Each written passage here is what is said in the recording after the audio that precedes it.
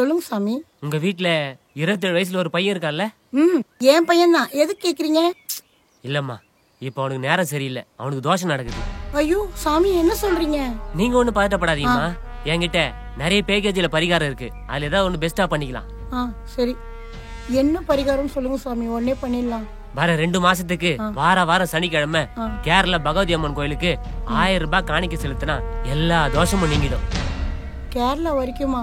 அவ்வளவு தூரம் எங்களால போக முடியாது சாமி. நீங்க ஒண்ணும் கவலைப்படாதீங்க, உங்க குடும்பத்துக்காக நானே நேரடியா போய் அந்த காணிக்கையை செலுத்திடுறேன். ரொம்ப நல்லது சாமி.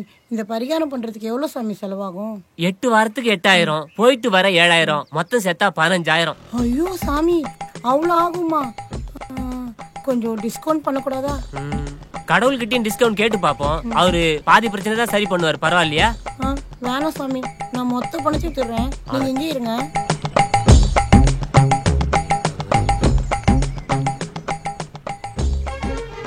சாமி, இதுல நீங்க கேட்ட மாதிரி 15000 ரூபாய் இருக்கு. நீங்க தான் சாமி என் பையனுக்கு இருக்க பிரச்சனையை சரி பண்ணணும். நீ ஒன்னும் கவலைப்படாதம்மா, எல்லாத்தையும் நான் பாத்துக்கிறேன். சாமி, இங்க என்ன பண்றீங்க? தம்பி, நீ என்னப்பா பண்ற? காசு கொடு. எது காசு? யாரு காசு? டேய், அந்த காசை சாமி கிட்ட குடுறா. அதாமா, இந்த காசு எதுக்கு அவர்கிட்ட குடுக்குறீங்க? இல்லடா, உனக்கு ஏதோ நேரம் சரியில்லையா, அதுக்கு தான் பரிகாரம் பண்ணணுமா. அதுக்கு தான் கேரளால இருக்க பகவதி அம்மன் கோயில் போய் பரிகாரம் பண்ணணும்னு சொன்னாரு. நம்மளால போக முடியாதுல்ல, அதுக்கு தான் இந்த காசை சாமி கிட்ட கொடுத்தாரு. ஆமா தம்பி, காசு கொடுங்க, நான் உடனே கேரளாக்கு பஸ் பிடிச்சி போனோம். ஓ, ஸ்டேட் விட்டு ஸ்டேட். சரி, நீங்க போங்க. இந்த காசை நானே பகவதி அம்மன் அக்கௌண்ட்ல கிரெடிட் பண்ணிடுறேன். என்னடா சொல்ற? ஆமாமா, இந்த காசு நானே பகவதி அம்மனுக்கு காணிக்கையா செலுத்திடுறேன். நீயே கேரளாக்கு போறியா? இல்லம்மா, இந்த காசை பகவதி அம்மனுக்கு ஜிபே பண்ணிடுறேன். அப்படி கூட பண்ண முடியுமா? அதெல்லாம் பண்ணலாமா? அப்படின்னா சாமி, நீங்க போங்க, என் பையனே பகவதி அம்மனுக்கு ஜிபே பண்ணுங்க. இல்லம்மா, அப்படிலாம் போங்க சாமி. இந்த மாதிரி மூட நம்பிக்கை நம்புற அப்பாவி மக்கள் இருக்க வரைக்கும் நீங்க அவங்களை ஏமாத்தி தான் இருக்க போறீங்கல்ல. எப்பா, எனக்கு பஸ் டைம் ஆச்சு, விடு. சரிம்மா, நான் போயிட்டு வரேன். பார்த்து பத்திரமா போப்பா, போய் சேர்ந்துட்டு ஃபோன் பண்ணு. சரிங்க, போயிட்டு சீக்கிரம் வந்துருங்க. ஏண்டி, இப்பதான் போறேன், அதுக்குள்ள சீக்கிரம் வர சொல்ற? மா அத்தை, மா ஐயோ, மா, ஏய் சீக்கிரம் தண்ணி ஏத்துடி போடி. மா மா, என்னாச்சுமா? மா மா ஏந்திருமா. எந்திரிங்க அத்தை, அத்தை எந்திரிங்க அத்தை, பார்த்து மெதுவா. என்னாச்சுமா? ஹாஸ்பிட்டல் போலாம் வா. இல்லடா, எனக்கு ஒன்றும் இல்லடா, நான் நல்லா தான் இருக்கேன். ஏங்க, அத்தை காலேருந்து சாப்பிடல, அதனாலதான். ஏமா காலைல சாப்பிடல? இன்னைக்கு வியாழக்கிழமை இல்ல, அதான் சாய்பாபாக்கு விரதம் இருக்காங்க, அதனாலதான் சாப்பிடல. விரதம் இருக்காங்க? லூசாமா நீ? இதெல்லாம் எதுக்குமா உனக்கு? தேவையில்லாத வேலை. இல்லடா, சாய்பாபாக்கு விரதம் இருந்தா நல்லது நடக்கும் தான்டா. உனக்கும் சாய்பாபாவுக்கு என்னமா சம்பந்தம் இருக்கு? அப்புறம் எதுக்குமா விரதம் இருக்க? நல்லது நடக்கும் தான்டா.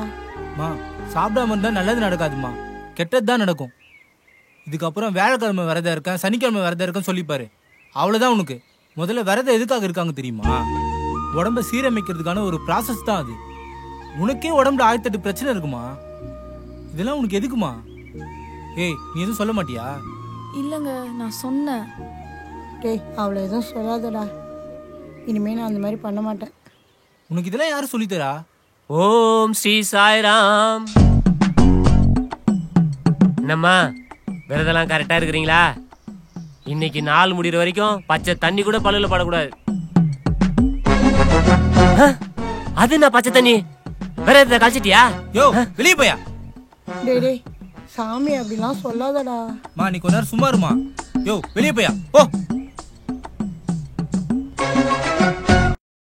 வாங்கக்கா.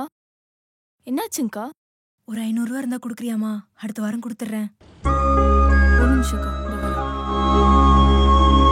இந்தாங்கக்கா. ரொம்ப தேங்க்ஸ்மா. சரி, ஒன்றும் பிரச்சனை இல்லை. அக்கா, 500 ரூபாய் போதுமா இல்ல தேவைப்பட்டா சொல்லுங்கக்கா. போதும்பா இந்த 500 ரூபாய்.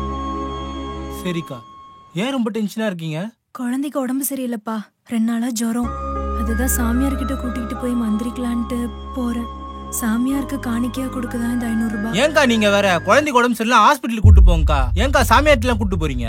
இல்லப்பா, இந்த சாமியார் கிட்ட கூட்டிட்டு போய் வந்துருச்சா சீக்கிரமா ஜுரம் சரியாகும்னு சொன்னாங்க. அக்கா எந்த காலத்துலக்கா இருக்கீங்க? இந்த மாதிரி ஆட்களை இன்னுமா நம்பிட்டு இருக்கீங்க? வாங்கக்கா ஹாஸ்பிட்டல் போலாம். ஏமா உன் குழந்தைக்கு உடம்பு சரியில்லைன்னு இவன் கூட நான் பேசினுக்கிறேன். இல்ல சாமி, உங்ககிட்ட கூட்டிட்டு குழந்தைக்கு உடம்பு சரியில்லைன்னா உங்ககிட்ட கூப்பிட்டு வரணுமா? ஏன் எந்த காலேஜ்ல MBBS படிச்சீங்க? உங்க கிளினிக் எங்க இருக்கு? என்ன தம்பி கிண்டலா? ஹாஸ்பிட்டல் கூட்டின்னு போறத விட என்கிட்ட கூட்டின்னு வரதான் பெஸ்ட். வேப்பிலி ஒரு விபதி அடிச்சா எந்த நோய் இருந்தாலும் ஓட்டுறோம்.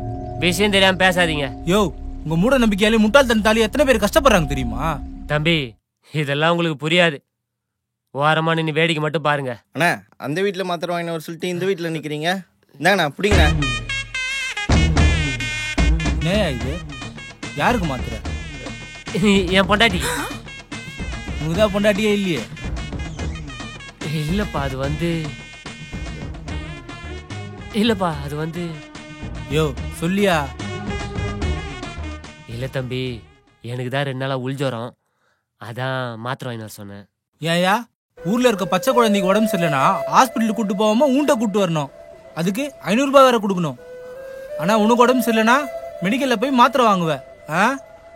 இல்லப்பா அது வந்து சரி, நீதான் யாருக்கு உடம்பு சரியில்லைனாலும் வேப்பில அடிச்சு சரி பண்றியே, அதே மாதிரி உனக்கு சரி பண்ற வேண்டியதானே? உனக்கு நான் மட்டும் ஹாஸ்பிட்டலு, மத்தவங்களுக்கு எல்லாம் வேப்பில. அக்கா இப்போ வாச்சு இவனை பத்தி தெரிஞ்சுக்கோங்க. எதுனா நல்ல ஹாஸ்பிட்டலா கூட்டு போய் காட்டுங்க. இந்தாங்க இன்னொரு 500 ரூபாய் வச்சுக்கோங்க. ரொம்ப தேங்க்ஸ்பா. இனிமே இந்த மாதிரி ஆட்களை நம்பவே மாட்டேன். நான் வரேன்ப்பா. சரிம்மா, பார்த்து போயிட்டு வாங்க. தம்பி தேவையில்லாம என் பிசினஸ்ல தலையிடுறீங்க, என் கஸ்டமர்லாம் கட் பண்ணி விடுறீங்க. இதெல்லாம் நல்லதுக்கு இல்ல, பாத்துங்க. யோ போயா.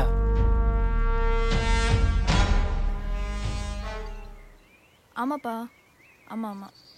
சரி நான் வந்துடுறேன். ஏய் ஏன்டி இப்படி கத்துற? என்னடா ஆச்சு? தள்ளு. ஐயோ டேடி என்னடா பண்ற? அதெல்லாம் தொடாதடா. அட இருமா. தம்பி என்ன பண்ற? எடுக்கிறேன். எடுக்கிறியா? ஏதோ சாதாரண பிஸ்கெட் பாக்கெட் எடுக்க போற மாதிரி போற. அது பில்லி சுனியம்பா, அதெல்லாம் நீ எடுக்க கூடாது. ஏன் தொட்டா என்ன ஆகும்? தொட்டா என்ன ஆகுமா?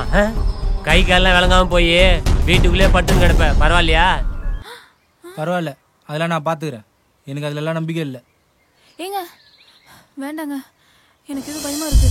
சாமி தான் சொல்றாரு, அவர் பேச்ச கேளண்டா. மா நான் சாமியே இல்லைன்னு சொல்லிட்டு இருக்கேன், நீ சாமியார்னு சொல்லி சுத்திட்டு இருக்கவன சாமின்ற. தம்பி உனக்கா ஏதாவது நடக்கிற வரைக்கும் நீ இப்படித்தான் பண்ணிட்டு இருப்ப. நான் இவ்வளவு சொல்லியும் கேட்கல, நீயே எடு. ஐயோ சாமி அப்படிலாம் சொல்லாதீங்க. இப்போ நாங்க என்ன பண்ணணும்னு மட்டும் சொல்லுங்க. மா இத பார்த்தா ஏதோ பெரிய சூனிய வச்ச மாதிரி இருக்கு. இத நம்மளால எடுக்க முடியாது. இதுக்காக ஸ்பெஷலா கேரளால இருந்து நம்பூதிரியை இறக்கணும், அவனுக்கு 30,000 கொடுக்கணும். அப்பதான் இதெல்லாம் சரியாகும். இல்ல இத நீங்க எடுக்காம விட்டீங்க, அப்புறம் உங்க குடும்பத்துல பெரிய கெட்ட சம்பவம் நடக்கும். பாத்துக்குங்க. அடே நீ இன்னும் அந்த கேரளா ட்ரிப் இல்லையா? முதல்ல 15,000 கேட்ட, இப்போ 30,000. அப்படியே டபுள் ஆகிட்ட. ஏய் நீ கொஞ்சம் சும்மா இரேண்டா. மா நீ வேற அமைதியா இருமா.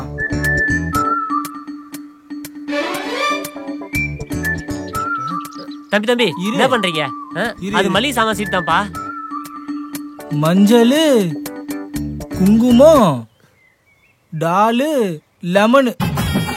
ஓஹோ மா பாத்தியா அவன் சாமி பண்ண வேலைய? நம்ம கிட்ட காசை புடுங்கிறதுக்காக எவ்வளவு கேவலமா நடந்திருக்கான் பாரு.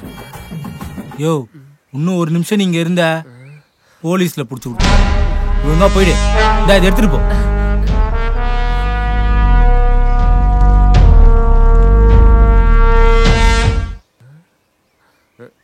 அம்மா யோ உன்னதான் என் பையன் வீட்டு பக்கம் வரக்கூடாதுன்னு சொன்னால, திரும்ப திரும்ப வந்து ஏன் தொந்தரவு பண்ற? வீட்டை விட்டு வெளில போயா. ஆமா, இது வரைக்கும் நீங்க எங்களை ஏமாத்துனதெல்லாம் போதும். தயவு செஞ்சு வீட்டு விட்டு வெளியே போங்க. கொஞ்சம் நான் சொல்றது கேளுங்கம்மா. அன்னைக்கு ஏதோ உங்க புள்ள மேல உள்ள கோவத்துல தெரியாம அப்படி பண்ணிட்டேன். ஆனா இப்ப அப்படி இல்லம்மா. யோ உன்னதான் இங்க வரக்கூடாதுன்னு சொல்லிருக்கேன்ல. மா ஏமா வீட்டுல பேசிட்டு இருக்க? நான் வெளில தான்டா போக சொல்லிட்டு இருக்கேன். தம்பி நீயாவது நான் சொல்றத கொஞ்சம் கேளுப்பா. நான் இன்னைக்கு உன் மேல உள்ள கோவத்துல அப்படி பண்ணிட்டேன், தப்புதான். ஆனா இப்ப நான் பேச வந்த விஷயமே வேற. கொஞ்சம் சொல்றத கேளுப்பா. சரி சொல்லு. இல்ல கொஞ்ச நாளாவே நம்ம ஊர்ல கெட்ட விஷயமாவே நடக்குது. அதுக்கு அதான் வீட்டுக்கு ஒரு ஆளை கூட்டு போயிட்டு ராமேஸ்வரம் தீர்த்து எடுத்துட்டு வந்து வீட்டுக்குள்ள தெளிச்சா ஊரே நல்லா இருக்குன்னு நம்புறோம். அதான் வீட்டுக்கு ஒரு ஆளை கூட்டு போலான்னு உன்னை கூப்பிடலான்னு வந்தேன். யோ, உங்களோட ஜோக்கர் வேலைக்கெல்லாம் என்ன கூப்பிடாதீங்க, கிளம்புங்க. அப்படிலாம் சொல்லாதப்பா, சாமி விஷயம், ஊருக்கு நல்லது நடக்குன்னு தான். ஊர் ஃபுல்லா கோயில் கட்டி வச்சிருக்கீங்க, அதுல நடக்காது நல்லதா இப்ப நீங்க கொண்டு வர போற தண்ணியில் நடக்க போகுது? டேய் சாமி விஷயம் அப்படிலாம் பேசாதடா, தப்பாயிடும்டா. தம்பி, என் மேல இருக்கிற தனிப்பட்ட காரணத்துக்காக சாமியை குறை சொல்லாதப்பா. இப்ப எதே நீ தாளாம பேசிட்டு இருக்க? உன் சாமி தர போற தனியால் தான் எங்களுக்கு நல்லது நடக்கணும்னா அப்படிப்பட்ட நல்லதே எங்களுக்கு நடக்க தேவையில்ல. தயவு செஞ்சு நீ கிளம்பு. தம்பி, சாமி விஷயத்துல ரொம்ப விளையாடுறீங்க. இதுக்கப்புறம் நீங்க வாழ்க்கையில சந்திக்க போற ஒவ்வொரு விஷயமும் கெட்ட விஷயமா தான் இருக்கும்.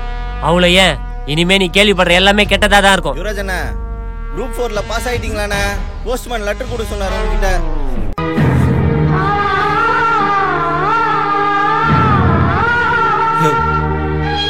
போயா.